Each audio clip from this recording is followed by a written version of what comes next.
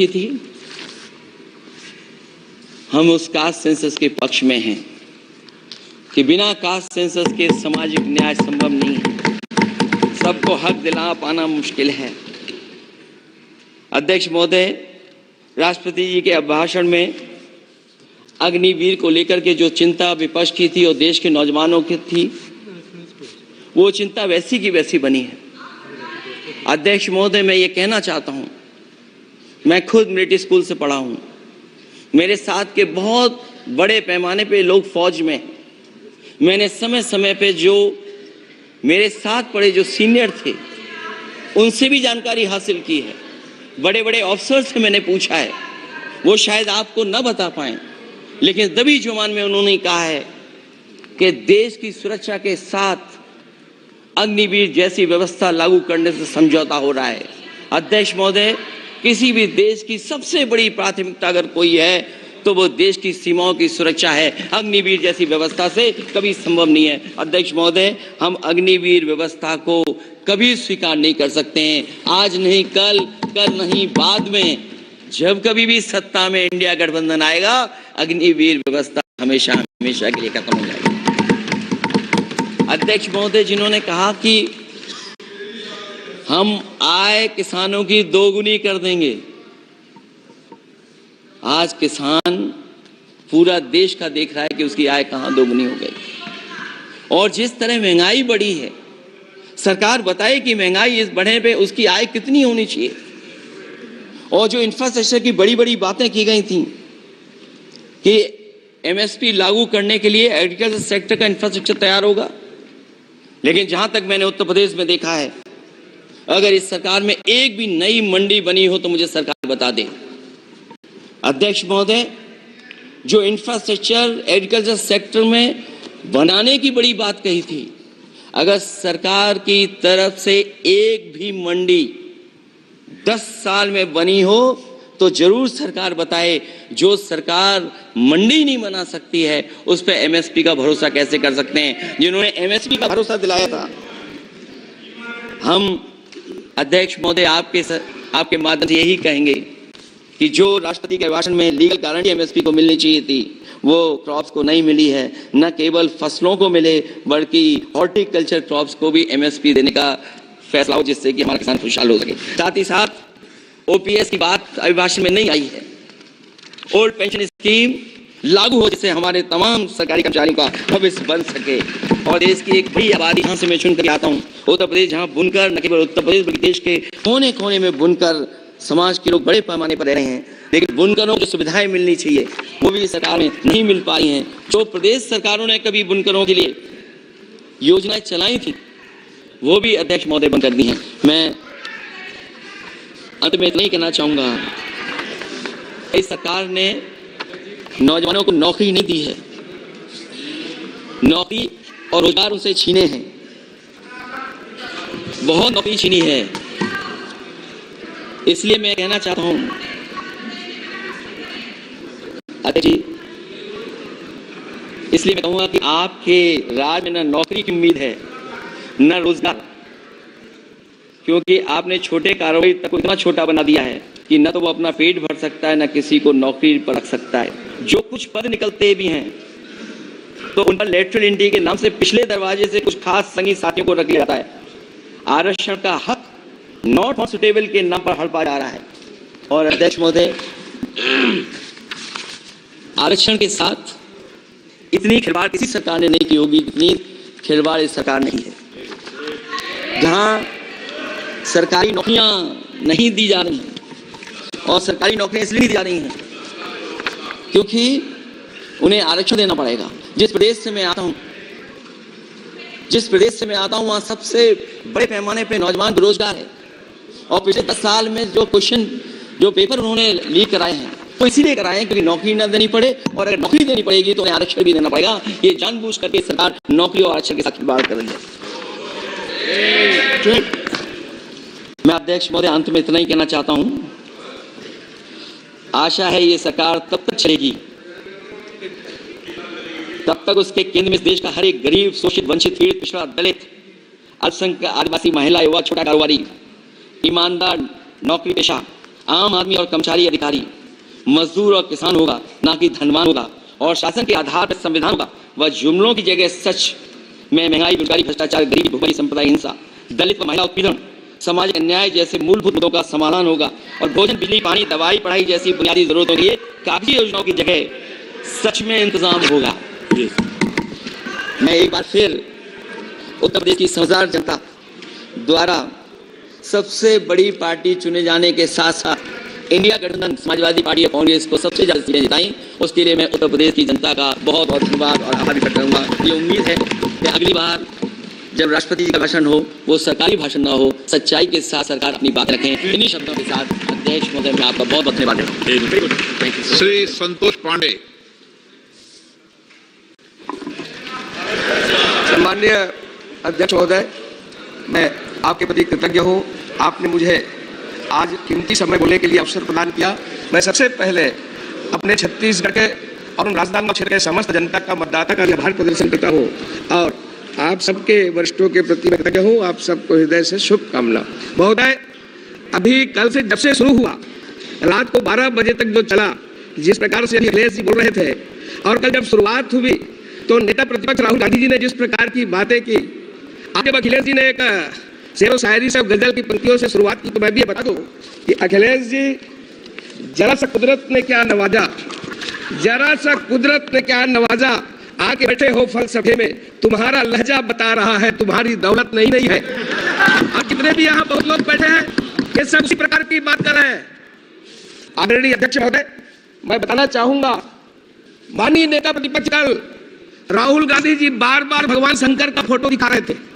वो भगवान भोलेनाथ है, भगवान शंकर है, ये आपकी फितरत में है। आपने छत्तीसगढ़ में, मैं नाम नहीं लूंगा, आपके पूर्व मुख्यमंत्री का जो निपटा दिए छत्तीसगढ़ को, और वो आकर के लोकसभा में भी निपट गए। वो महादेव जी के नाम से सट्टा चला रहे थे, जिसे छत्तीसगढ़ की जनता ने निपटा दिया। आपको ध्यान होगा, 6,000 करोड़ से ऊपर का सट्टा, जिसका संचालन आपके पूर्व मुख्यमंत्री ने किया। भगवान शंकर को ऐसे आसानी से न ले और बाद में चित्र दिखाने की कोशिश न करें। राहुल गांधी जी, आपने जो शुरुआत की है, आपने जो जिस प्रकार से हिंदुत्व को लेकर के, हिंदू को लेकर के और भारतीय जनता पार्टी के लोगों को जो आपने जो हिंसा कहा है, मैं आपसे कुछ प्रश्न पूछना चाहता हूं और मैं माननीय अध्यक्ष महोदय जी के सामने इस सदन में रखना चाहता हूं। क्या हिंदू हिंसक हुआ है? भाजपा हिंसा की बात करती है। इस हिंदुस्तान के अंदर हिंसा कौन फैला रहा है? कितना हिंसक हिंदू समाज हुआ है, कितना हिंसक ये तथाकथित शांतिप्रिय समाज है, ये पूरा भारत जानता है। क्या कर्नाटक में प्रवीण तारू की हत्या हिंदू समाज की भीड़ ने की थी? क्या राजस्थान के अंदर वो कन्हैयालाल तिलक की हत्या गला रेत करके क्या हिंदू समाज ने की? क्या हिंदू समाज है जो अलग अलग जगह पर हंगामा खड़ा कर रहा है? जिस तरीके से हत्याएं पूरे हिंदुस्तान के अंदर हो रही है। राहुल गांधी जी, आपने जो सवाल किया है, जम्मू कश्मीर में बम विस्फोट करने वाला किस समाज का है? जम्मू कश्मीर में हमला करने वाले वो किस समाज से आते हैं? समाज के अंदर चिल्ला चिल्ला करके ये फिलिस्तीन की जिंदाबाद के नारा लगाने वाले ये किस समाज के हैं? संसद के अंदर आपने शुरुआत की है, संसद के अंदर चिल्ला चिल्ला करके आपने जिस प्रकार की बातें की है, यहाँ की परंपराओं को तोड़ने की कोशिश की गई है, मर्यादा को तार-तार करने की कोशिश की गई है, किंतु हमारी यह उच्च परंपरा रही है, इसमें आप सफल नहीं हो पाएंगे। राहुल गांधी जी, ये संसदीय पाठ क्या पढ़ा है? आज आपने जिस प्रकार से हिंदुत्व का अपमान किया है, आपने जिस प्रकार से ये जो शुरुआत की है, और आपके ही पार्टी के एक उत्तर प्रदेश के सांसद ने जो कहा है, उन्होंने छत्तीसगढ़ की बात की है। इमरान छत्तीसगढ़ में मॉब लिंचिंग की बात कही है। मैं सदन के सामने बताना चाहता हूं, वो क्या काम करने के लिए गए थे आपको मालूम है छत्तीसगढ़ में? और कैसे रात के अंधेरे में वो नदी में कूदे। आप ये फालतू बात न करें। छत्तीसगढ़ के साझा के अंदर जिस प्रकार की मॉब लिंचिंग पूर्व मुख्यमंत्री के समय हुई है, आप उसकी बात को बताएं।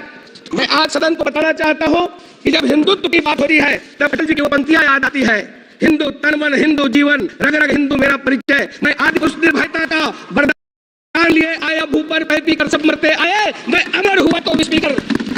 मुझको मानो में भेद नहीं, मेरा अंतर स्थल है विशाल, जग के ठुकाए लोगों को लो मेरे घर का खुला द्वार। अपना सब कुछ लुटा चुका फिर भी अक्षय है धनागार, मेरा हीरा पाकर जो परकियों का वह राजमुकुट, यदि इन चरणों पर झुक जाए तब वह किरीट क्या विस्मय। हिंदू तन मन, हिंदू जीवन, रग रग हिंदू मेरा परिचय, यानी हिंदू हिंदुस्तान का परिचय है।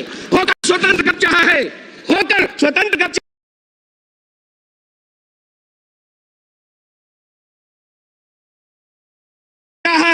मैंने कर लूं जग को गुलाम, मैंने तो सदा सिखाया है करना निज के हमको गुलाम। गोपाल राम के नामों पर मैंने कब अत्याचार किया, कब दुनिया को हिंदू करने घर घर नरसंहार किया। भूखा नहीं, सत्य सत्य मानव की हृदय जीतने का निश्चय, हिंदू तन मन हिंदू जीवन, रग रग हिंदू मेरा परिचय। यह हिंदुत्व है। और आपने हिंदू को, हिंदू समाज को, हिंदुस्तान को आपने बदनाम करने की कोशिश किया है। आदरणीय अध्यक्ष महोदय, पिछले 10 साल में माननीय नरेंद्र मोदी जी, माननीय प्रधानमंत्री जी ने वो काम किया है। ये यदि मैं ये कहूं कि मोदी जी है तभी वो मुमकिन है, और वो काम की शुरुआत नहीं बल्कि डिले हुई है, जिन्हें पूरा करना ही असंभव लगता था। मोदी जी है तभी गुंजाइश भी बनी है। कश्मीर में मोदी जी ने संभव को संभव कर दिया। ये वो काम है। चीन को भी पीछे छोड़ दिया, दुनिया का 8वां अजूबा कहा जा रहा है। ऐसा काम बड़े पड़ोसी देश भी कहीं मुकाबले में नहीं है। जम्मू कश्मीर में एक ऐसा प्रोजेक्ट बनकर तैयार हो चुका है जिसकी धमक पूरी दुनिया में सुनाई दे रही है। अध्यक्ष महोदय, कश्मीर का वो चिनाब रेलवे ब्रिज, दुनिया का सबसे ऊंचा रेल ब्रिज न बनकर तैयार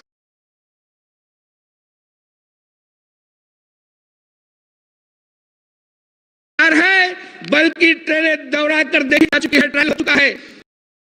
पहले से नारे लगाते रहे हैं। हम कहते थे कश्मीर से कन्याकुमारी है, किंतु सार्थक करने का काम माननीय नरेंद्र मोदी जी ने किया। दुनिया का सबसे ऊंचा चिनाब रेलवे ब्रिज USBRL यानी उधमपुर श्रीनगर बारामूला रेल लाइन, ये प्रोजेक्ट जिसके निर्माण पर पूरी दुनिया की निगाह थी, माननीय मोदी जी ने पूरा किया। भारत ने कर दिखाया है। पूरी दुनिया भारत की लोहा मान रही है। अध्यक्ष महोदय, नदी की सतह से स्कूल की ऊंचाई 359 मीटर है। पुल एफिल टावर से भी 35 मीटर ऊंचा है। जहां लोग फोटो खिंचाने जाते बड़ा नाम लेते हैं, उससे भी 35 मीटर ऊंचा है। हमारे देश के कुतुब मीनार से ये 5 गुना है। माननीय अध्यक्ष महोदय, मोदी जी ने हर मुश्किल को संभव किया है। ठीक वैसे ही जैसे कोरोना काल में, महामारी में, अंतर्राष्ट्रीय बीमारी पर पूरी दुनिया बस 2 मिनट में खत्म करता। कई कड़ाई बची थी। विदेश के लोग कहते थे कि भारत में इतनी बड़ी आबादी है, क्या होगा। इस कोरोना के तूफान से भी राष्ट्र की कश्ती को सुरक्षित बाहर निकालने का काम यदि किसी ने किया तो वह है इस देश के प्रधानमंत्री नरेंद्र मोदी जी। कोवैक्सीन का निर्माण ही नहीं कराया, संसाधन मुहैया कराए, लैब के वैज्ञानिकों को प्रोत्साहित देते रहे। देश में 300 करोड़ से अधिक डोज लोगों को वैक्सीन मुहैया कराया। इतना ही नहीं, दुनिया के देशों को भी सब प्रकार की उन्होंने सुविधाएं दी। इस पीरियड में आत्मनिर्भर भारत के मंत्र को नहीं छोड़ा। अध्यक्ष महोदय, उस तरफ बैठे वाले नहीं चाहते, ये चाहते नहीं थे कि वैक्सीन भारत में निर्मित हो। अरे ये तो फाइजर की वकालत कर रहे थे, विदेशी कंपनियों की वकालत कर रहे थे। सेंट्रल विस्टा का भी ये निर्माण नहीं चाहते थे, ये GST का कलेक्शन नहीं चाहते थे। ये डर्टी पॉलिटिक्स के रक्त में है। माननीय प्रधानमंत्री जी हार नहीं मानने वालों में से है। उन्होंने प्रतिरोधों को दूर किया, नए ऑक्सीजन प्लांट, मुफ्त में टीकाकरण, ऑक्सीजन रेल ताकत दी, नए वेंटिलेटर का निर्माण, नए हॉस्पिटल का निर्माण। देश में कोविड टेस्टिंग सेंटर एक हुआ करता था, हजारों कोविड सेंटर स्थापित किए, PPE किट नहीं बनता था। आज हम लार्जेस्ट प्रोड्यूसर हुए, ऑक्सीजन एक्सप्रेस चला। तो कैसी चल रही है लाइफ पार्टनर की search? I know it's not easy. Interest, personality, vibe सब मैच करनी होती है, इसलिए जीवन साथी यहाँ आप मैचेस से फ्री में चेक कर सकते हो। And you know them better. Download now.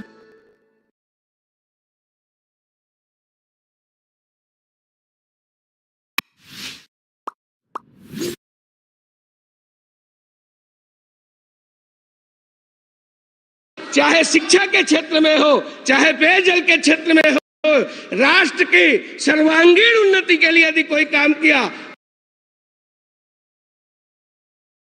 तो माननीय मोदी जी ने किया है। मैं राष्ट्रपति जी के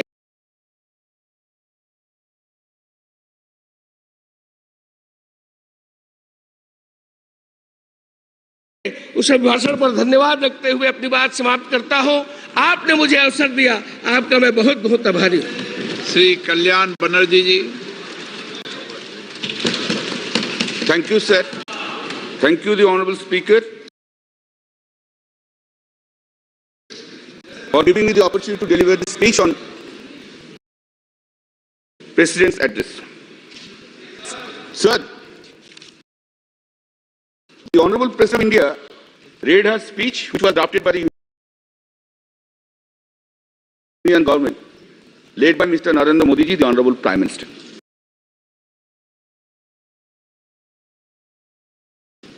In the President's address, role of the Election Commission of India has been praised. What she could have been done accepting prison. We are having a great respect for the Election Commission of India, all constitutional bodies. The standard of conducting the election in a fair manner was really taken by CTN Session, who was the election commissioner. From the very outer side, one is coming to the conclusion that yes, this time also fair election has been done. Repeatedly during the election, including our leader, the Honorable Chief Minister Mamata Banerjee, there are so many questions about the role of the Election Commission of India. Now the question is whether the Election Commission of India has conducted election in 2024 impartially. In our state, the Election Commission of India had acted on the basis of the desire of the Bharatiya Janata Party leaders. A good number of police officers, right from DG to OC, were transferred because of the desire of the BJP leaders. And not only that, before effecting such transfers, the leader of the opposition of the state assembly in a public speech was used to say, these officers will be transferred, these officers will be transferred, these officers will be transferred, these officers will be transferred. You know, now, wait up.